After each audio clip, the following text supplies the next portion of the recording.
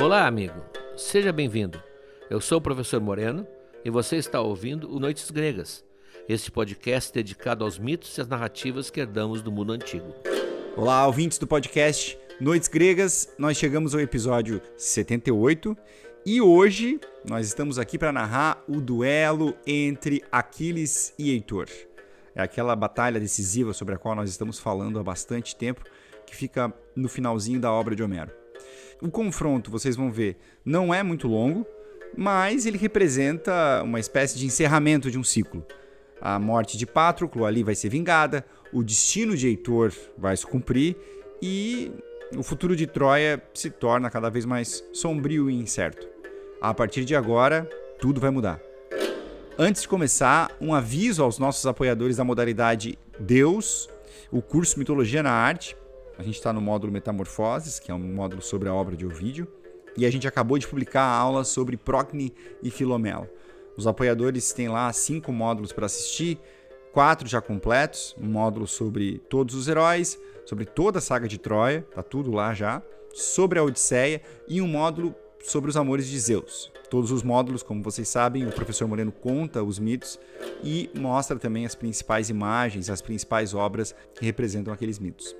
O conteúdo está lá na área do apoiador. Se você não é apoiador ainda e quiser nos ajudar a manter esse podcast no ar, vai lá em noitesgregas.com.br/apoiar. O link está na descrição deste episódio. Eu volto lá no final para falar sobre o material exclusivo deste episódio. O episódio se chama A Morte de Heitor e vão ser vários materiais, como vocês vão ver. Boa aventura, pessoal!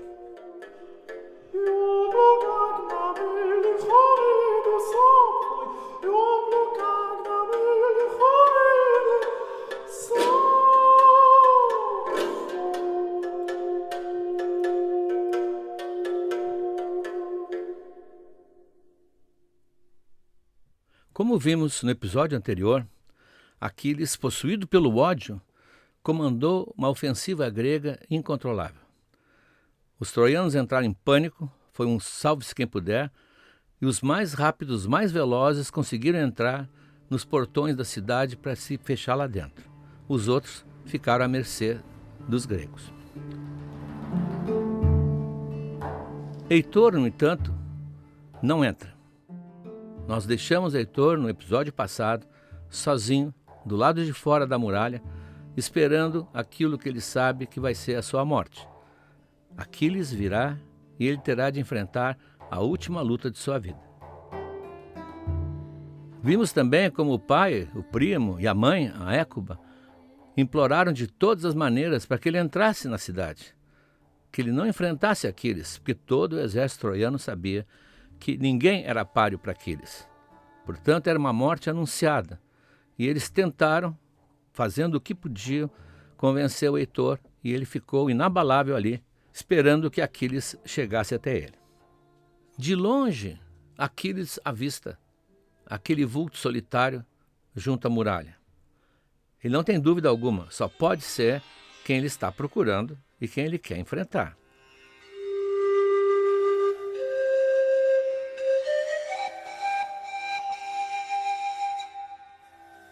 O grande momento chegou. Aquiles fez o chicote dele estalar em cima dos cavalos e partiu em grande velocidade em direção ao portão onde está Heitor. Os cavalos de Aquiles, que são fantásticos, como nós já sabemos, levantavam quase uma nuvem de pó na planície, se aproximando rapidamente. Quando chegaram mais perto, Aquiles parou, desceu, empunhando a sua lança e correu em direção a Heitor.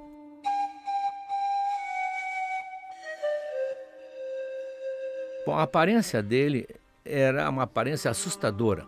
Não pelo porte dele, que já era especial, ele era um sujeito muito musculoso, muito grande, muito atlético, com uma armadura que brilhava de longe, armadura feita por Hefesto, a sua lança gigantesca, e ele desce com um olhar de ódio e com um ímpeto, com uma velocidade em direção a Heitor, que estava ali corajosamente esperando, não aguenta a pressão.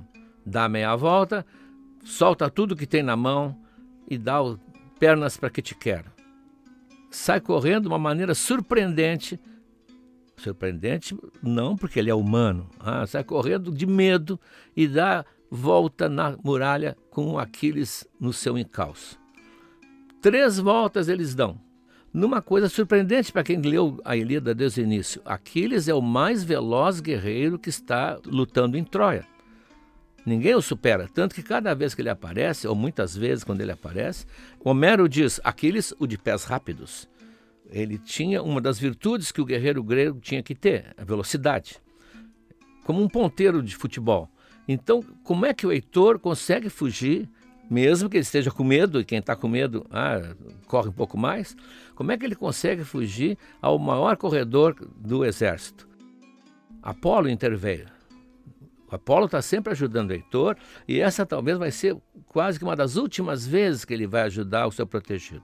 Apolo tinha dado a ele uma velocidade triplicada, velocidade e uma resistência triplicada. E é por isso que ele consegue sustentar essa corrida vertiginosa com o Aquiles no seu calcanhar.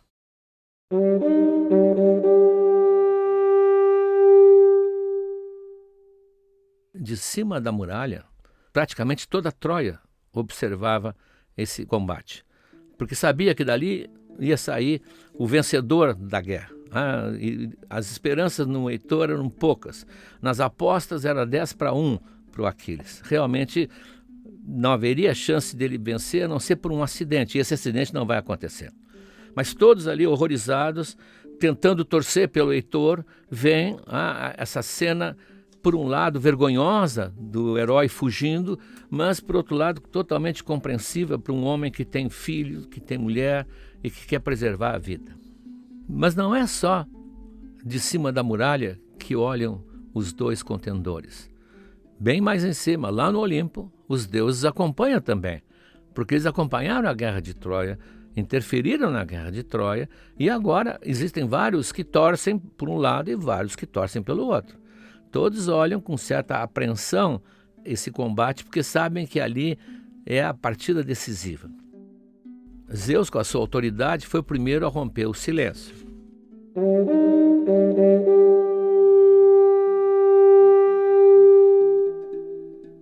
Ele fala num tom simpático para o Heitor. Que pena, diz ele, que possa morrer o Heitor nas mãos de Aquiles.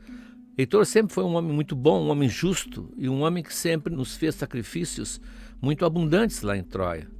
É uma pena, mas se o destino botou Aquiles no caminho dele, meio que está deixando, assim como se diz, deixando a bola picando para ver se alguém diz, não, mas vamos salvar, quem sabe, que alguém não veja bem, não teve veja bem, porque a Atena, percebendo que a coisa podia se encaminhar por uma absolvição do Heitor ou por uma acomodação da situação, e ela quer ver o Heitor morto de uma vez, porque ela quer ver Troia de uma vez no chão, Atena, aproveitando que ela é a filha querida, intervém e diz, não, pai, que conversa é essa?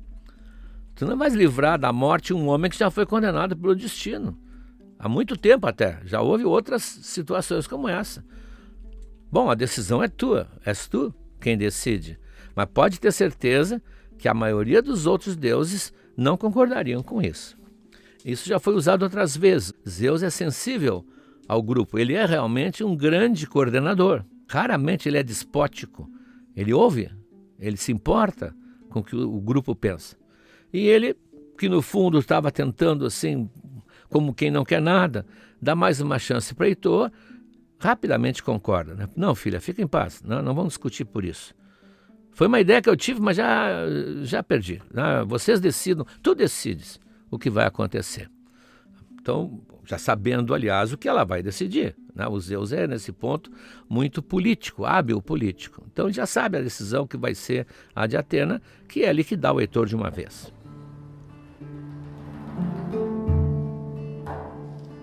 Atena, então, já que recebeu a autorização do pai, desce em direção a Troia. E lá estão os 2, um perseguindo, o outro fugindo. Um não alcança o outro. O Homero faz uma comparação com um tipo de sonho que muitos de nós já tivemos e vamos ter. alguém está nos perseguindo, ou nós estamos perseguindo alguém, mas nunca o que foge consegue aumentar a distância, nem o que persegue consegue diminuir a distância.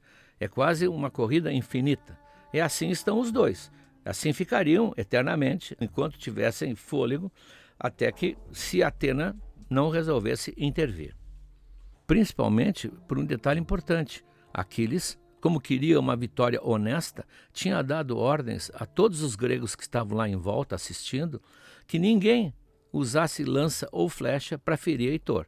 Ninguém podia intervir, senão ia estragar a sua vitória. Ao final da quarta volta, os dois tinham interrompido a corrida, sempre na mesma distância um do outro, para recuperar o fôlego. E Zeus, lá no Olimpo, resolveu pesar a sorte dos dois.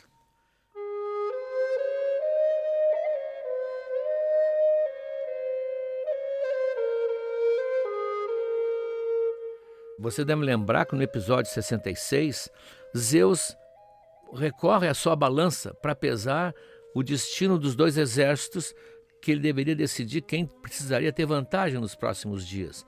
E ao pesar gregos de um lado, troianos do outro, o prato dos gregos afundou, favorecendo, portanto, os troianos, como aconteceu lá. Quem quiser dar uma olhada, volte ao episódio 66.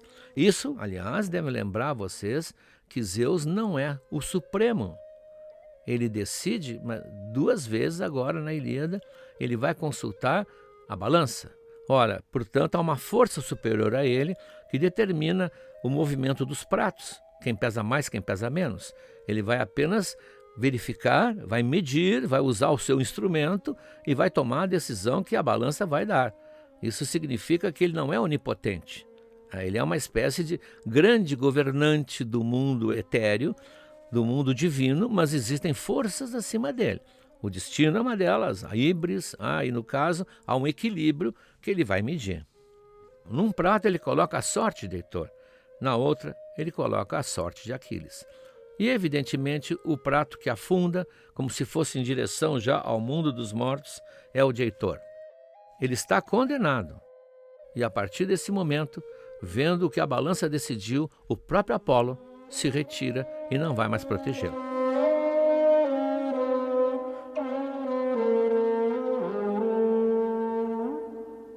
Atena, que já estava ficando impaciente, se aproximou então de Aquiles para apressar o desfecho.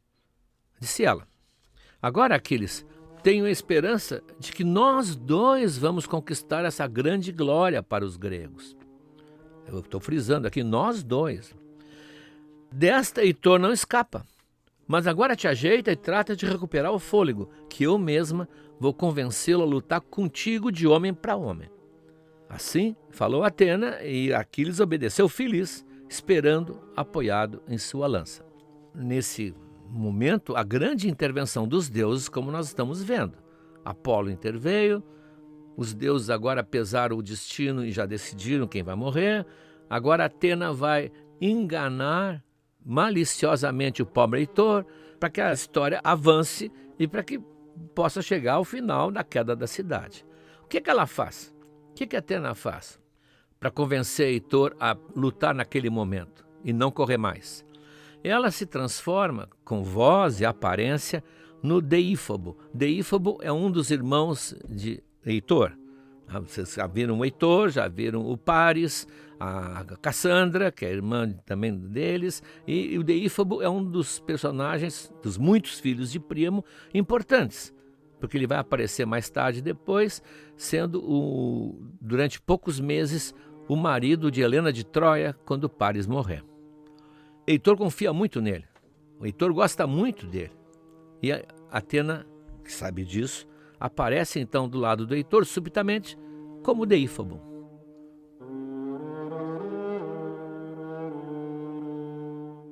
Querido irmão, estou vendo que o feroz Aquiles está te botando para correr, mas pode parar. Eu estou aqui para te ajudar. Vem, vamos juntos, vamos encarar juntos essa parada. Ou seja, surge de repente um aliado confiável. Alguém veio ajudar o Heitor, porque ele sabe que sozinho só lhe resta correr ou morrer. Com toda razão, Heitor fica emocionado e olha para o Deífobo com gratidão. Tu sempre foste, Deífobo, o mais querido dos meus irmãos, filhos da minha mãe e do meu pai. Parêntese. Há 90 filhos na vida de Príamo. Ele tem um harém, mas nem todos são filhos dele com Écuba, que não chegam a 20, o que também já é um bom número. E Deífobo era um irmão, portanto, de mãe e de pai. Acho que agora vou gostar ainda mais, porque tu tivesse a coragem de descer até aqui para me ajudar, enquanto os outros ficaram só olhando. O Deífobo, aliás, Atena, disfarçada, continua. Irmão, nosso pai e nossa mãe têm tanto pavor de Aquiles que tentaram me convencer também a não vir. Eles não queriam me perder, mas eu achei que não era justo.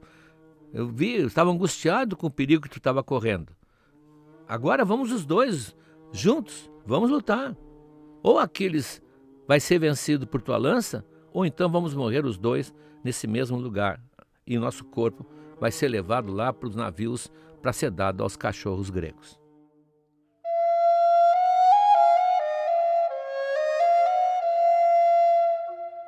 Isso encorajou Heitor, deu-lhe um pouco mais de esperança.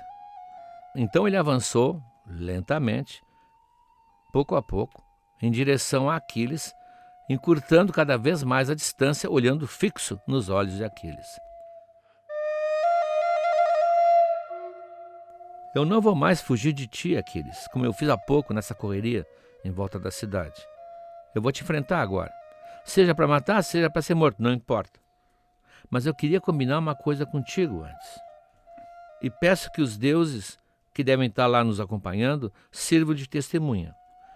Se Zeus me der forças para te vencer, eu prometo devolver o teu corpo para o teu povo. Se fores tu o vencedor, tu farás o mesmo comigo. Esse é o trato.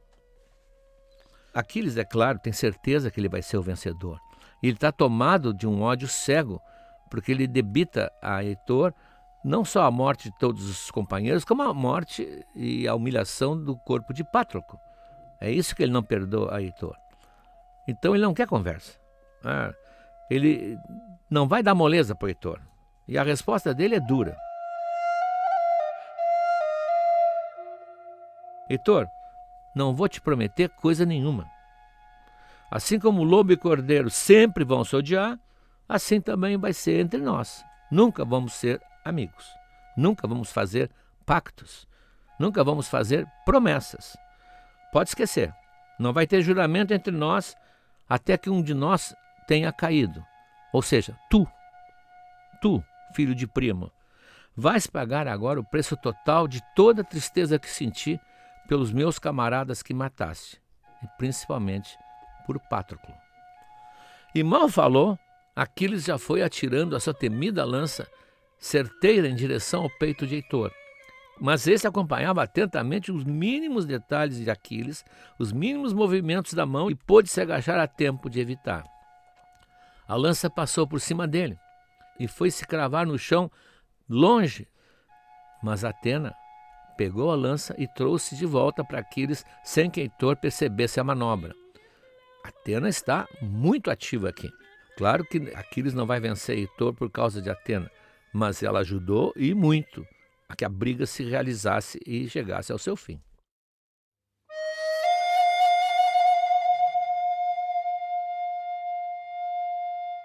Agora era a vez de Heitor, e ele arremessou a sua lança com toda a força que tinha, com muita pontaria, atingindo em cheio o centro do escudo de Aquiles. Mas era um escudo, como nós vimos, feito especialmente por Hefesto, com metais especiais, e ele resistiu ao golpe, a lança bateu e rebotou, foi cair lá longe, sem nem atravessar a primeira camada. Heitor, agora desarmado, porque tinha perdido a sua lança, volta-se gritando para o Deífobo: me dá uma lança nova. E quando ele se vira, não tinha ninguém. Não tinha irmão, não tinha Deífobo, ele estava sozinho, ele tinha sido enganado. Foi um relâmpago na cabeça dele. Ele entendeu tudo. Agora eu sei. Hoje os deuses me chamaram para a morte. Atena me enganou.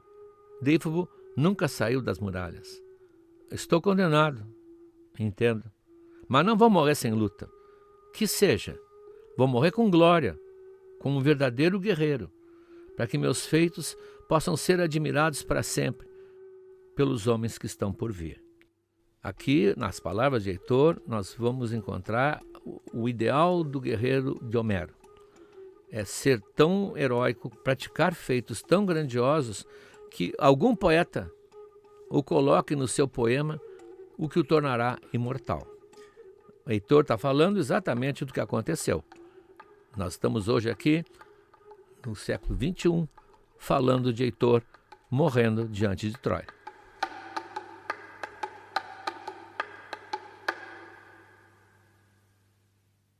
Assim dizendo, Heitor recorreu à espada, já que não tinha mais lança alguma, e, se recompondo como podia, partiu como uma águia em direção a Aquiles, que o esperava tranquilo, com a lança na mão, procurando na armadura de Heitor o melhor lugar para feri-lo. Esse é um detalhe fatal para Heitor. A armadura que ele está usando também é uma armadura divina. Era a primeira armadura de Aquiles, aquela que Tétis tinha mandado fazer para Aquiles, e que foi emprestada a Patroclo naquela desastrada operação em que Patroclo ia fingir que era Aquiles e encontra Heitor pela frente e é morto por ele. Naquele momento, Heitor tira a armadura de Patroclo, é claro, cobiçada a armadura, e agora está vestindo exatamente a antiga armadura de Aquiles. E ele a conhece como a palma de sua mão. Ele sabe os pontos fracos. Portanto, aquilo que tanto orgulhava Heitor de usar uma armadura feita por Hefesto vai apressar sua morte, porque Aquiles conhece o ponto fraco. É uma estreita frestinha ali onde a clavícula se junta no pescoço. Deixava a garganta, portanto, desprotegida na largura de uma lâmina quase só.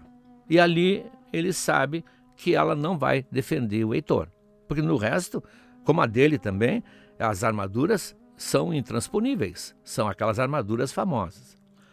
Então, quando o Heitor avança, Aquiles espera que ele chegue bem na distância do golpe e atravessa-lhe o pescoço, enfiando a ponta aguçada por aquela fresta e vai sair lá atrás, nas costas de Heitor.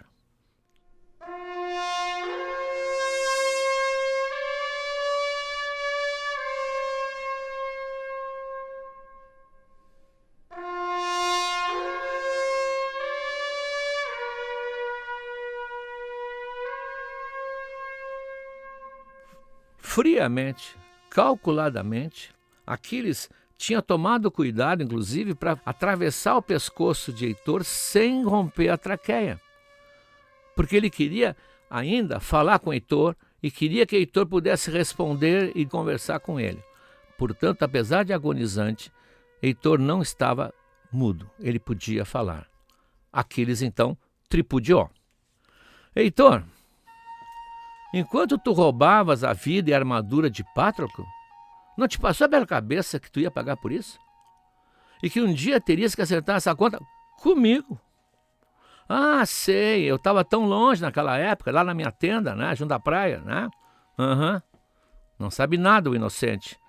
Não te lembraste de mim, idiota?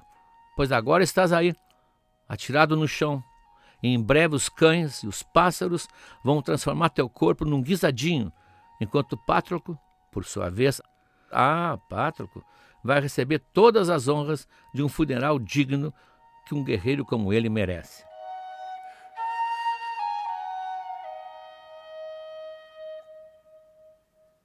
Com a voz vacilante, Heitor faz um pedido derradeiro. Aquiles, por tua vida, por teus pais, por teu valor como guerreiro, eu te imploro, não faz isso comigo. Pô, Aquiles, não me joga para os cachorros. Por favor, aceita todo o bronze, todo o ouro, todos os presentes que meu pai e minha mãe vão te oferecer como resgate do meu cadáver. Deixa que eles levem meu corpo para casa, para que os troianos e as mulheres dos troianos o incinerem conforme os ritos ancestrais.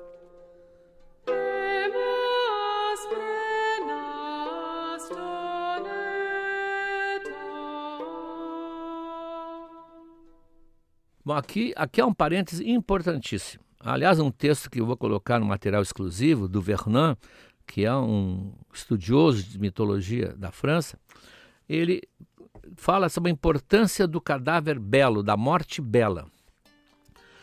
Segundo ele explica, e Aquiles é um excelente exemplo, o guerreiro na Ilíada, ele tinha um certo tempo de validade, como iogurte, como jogador de futebol. Até uma certa idade, ele era um guerreiro no auge das suas capacidades. E o ideal seria morrer nessa altura. Porque depois o tempo passava, ele começava a perder os seus reflexos, começava a perder a sua agilidade, a sua força, e é condenado, ou melhor, é reduzido a cargos de chefia. Como é o caso do Agamenon, que não luta, né, do Nestor, que também não deve entrar na luta, como todos os mais maduros que vão se afastando do campo de batalha. Então o ideal do guerreiro grego era duplo. No tempo de Homero. Primeiro, morrer uma morte gloriosa, no auge das suas capacidades, que é o que Aquiles dizia para a mãe. Eu prefiro morrer jovem e com glória do que ser um homem pacato, cidadão, que dure o dobro da minha idade. Morrer jovem e belo. A morte é bela. A figura do guerreiro preparado na pira para ser incendiado, para ser incinerado, com os ferimentos todos maquilados, com todo o corpo banhado, cabelo arrumado, ele era o exemplo, quase uma estátua da glória que ele foi. E a ideia é que assim, só assim, ele poderia ser imortal. A imortalidade, eles entendiam, era a imortalidade da memória. Entrar para as grandes narrativas como um herói que agiu de uma maneira exemplar. Então, por isso essa preocupação com o corpo. A gente talvez não entendesse tanto assim. Há uma ênfase do Heitor que está morrendo e as ameaça sempre, e tu vai servir de pasto para cães e aves. Isso em toda a Ilíada está presente. Porque se o corpo fosse destruído ou humilhado ou maculado, essa morte não seria a morte bela e haveria, portanto, uma segunda morte, porque o guerreiro não estaria mais vivo e também não estaria vivo como um herói do passado a ser lembrado. Então havia várias maneiras de fazer isso no inimigo. Várias maneiras, portanto, de matar o inimigo mais uma vez. Quer dizer, está morto, agora eu vou matar de novo, eu vou aumentar essa morte. Uma delas era deixar o corpo apodrecer, simplesmente sem ter o contato com o fogo, que era fundamental, que era o purificador, que destruía toda a parte perecível. O fogo, de certa maneira, limpava, tirava tudo o que era mortal, digamos assim, e ele virava imortal pela memória. Mas era enterrado em algum lugar, havia um túmulo, havia pessoas que iriam visitar, quer dizer, ele passava a ter um lugar no mundo dos mortos. Então, uma era, portanto, deixar que a natureza cumprisse o seu caminho, as moscas, as larvas, simplesmente consumissem o corpo. A segunda era mutilar o corpo, cortar os pedaços, espalhar pelo campo afora, era também tornar irreconhecível, não existiria mais o belo morto, não existiria nada. E o terceiro, que é o que mais aparece, era deixar que os cães, que eram abundantes no campo de batalha, porque eles sabiam que ali tinha comida, era um lugar de alimentação farta, os cães e as aves de rapina tomassem conta. E nesse caso também ele iria ser dividido em milhares de aparelhos digestivos de aves e de cachorros e não haveria mais lugar nenhum onde ele estivesse. Então, por isso a preocupação total do Heitor com o seu corpo e a preocupação que nós vamos ver do Príamo com o corpo do filho e de Aquiles com o corpo de Pátroclo, que tinha medo, inclusive, da putrefação. Pátroclo, lembra, está morto, mas não houve funeral dele. Não houve funeral dele. Como é que ele está morto há 12 dias, há 10 dias, e naquele clima ele está sendo conservado? Tétis, a mãe de Aquiles, tinha, para aliviar a ansiedade de Aquiles, a ansiedade do filho, tinha colocado um unguento nas narinas de Pátroclo, do morto, que o conservaria, como ela diz, se fosse necessário por 1 ano. Por isso ele está lá aguardando a cerimônia. Ele não está apodrecendo. Senão também, quando ele chegasse lá, não seria a bela morte. E Pátroclo é um belo cadáver de herói. Tudo isso e muito mais fica bem claro no texto do Vernon, que eu traduzi e vou colocar no material exclusivo. Tem vários detalhes sobre as cerimônias da morte no tempo de Homero, porque depois mudam, né? Nós estamos falando de uma época lendária, a Ilíada.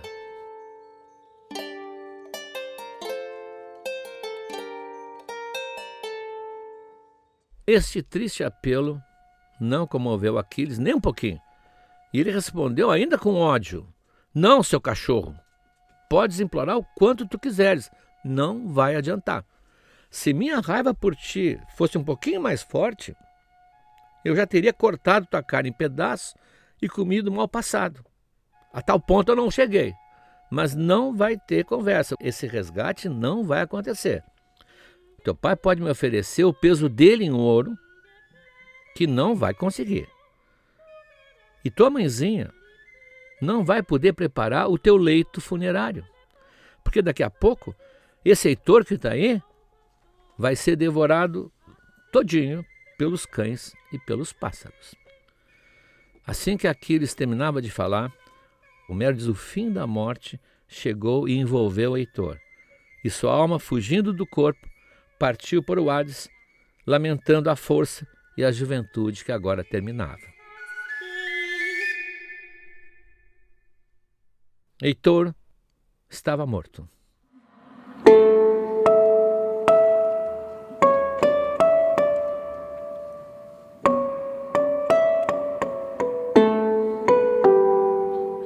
E Aquiles, sem mais delongas, começou a arrancar a lança que estava cravada no cadáver e a despir a armadura manchada de sangue que era dele.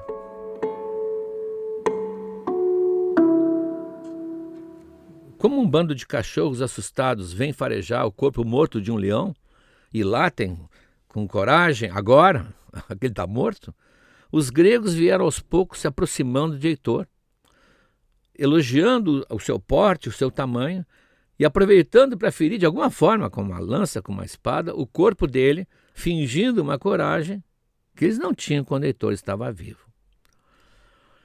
Mas Aquiles queria uma vingança completa, por isso ele vai se vingar no corpo de Heitor. Acabamos de ver o que isso significa. Então ele fura os 2 pés de Heitor entre o tornozelo e o calcanhar, faz um buraco em cada pé e passa por esse furo tiras de couro que ele amarra no seu carro de combate, na traseira. Então fica o tronco praticamente e a cabeça no chão e só as pernas em cima daquela plataforma que não é muito grande. Ele vai arrastar o Heitor e espera que, arrastando aquele solo áspero da planície, ele consiga, no mínimo, começar tirando a pele dele. Ele vai desfigurar o Heitor. Ele vai arrastá-lo no chão como se passasse num ralador de queijo. Esse é o objetivo sinistro de Aquiles. Então ele sobe na sua carruagem e, com um golpe seco do chicote, ele atiça os cavalos, que saem correndo, levantando uma nuvem de pó, que é o Heitor sendo arrastado.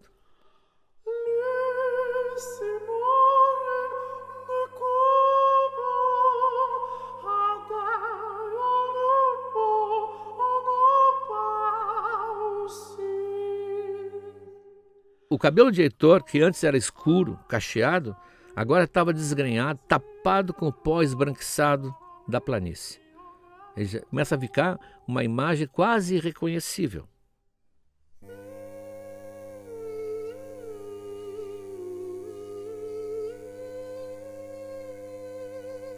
Lá em cima da muralha, os pais de Heitor assistem a essa cena.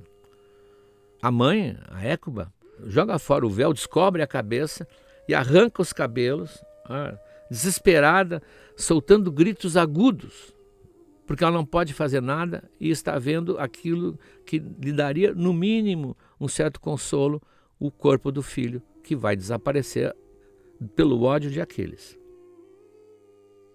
Essa tristeza infinita se comunica a todos que estão ali em volta e vai crescendo e vão gemendo por toda a extensão da cidade. A grande e altiva Troia agora estava de luto.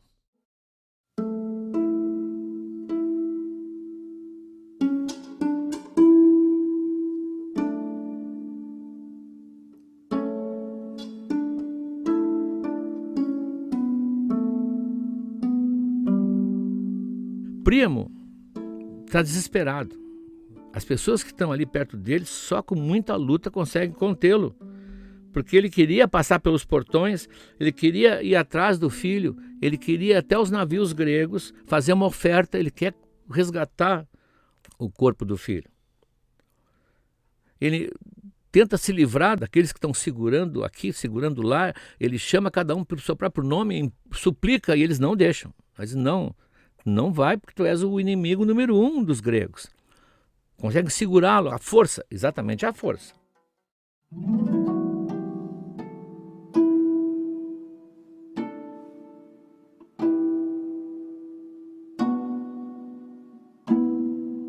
Apesar dessa comoção geral, quem não sabia de nada do que estava acontecendo era Andrômaca. A mulher de Heitor, ela estava em casa, tecendo uma tapeçaria na sua casa e tinha mandado as criadas prepararem um banho quente para quando Heitor voltasse. Ela está esperando o marido. Ela não ouviu, não há rumor, eles vivem numa parte retirada da cidade, numa espécie, como nós vimos, de acrópole, uma espécie de condomínio onde está toda a família de Primo alojada. Mas ela ouve ao longe os gemidos, ouve os gritos que vêm da muralha e as suas pernas bambeiam. Ela tem um pressentimento horrível. Pega 2 escravas, venham aqui 2 de vocês, venham comigo, me sigam, ela disse. E vão ver o que está acontecendo, porque a voz que eu ouvi era da mãe do meu marido. E isso fez saltar meu coração para a boca. Não sei o que está acontecendo. Algo terrível aconteceu.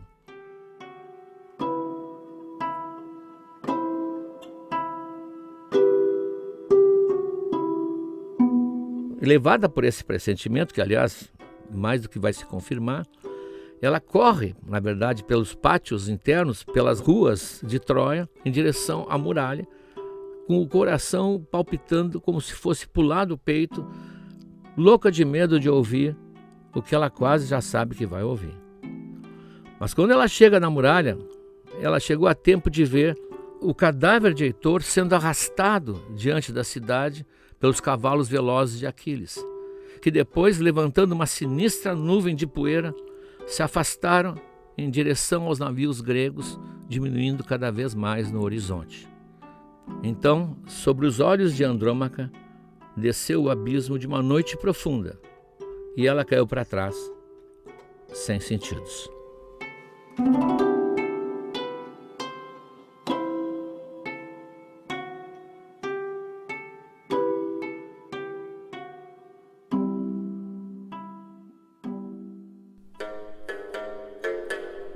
Por enquanto é isso, meus amigos, minhas amigas.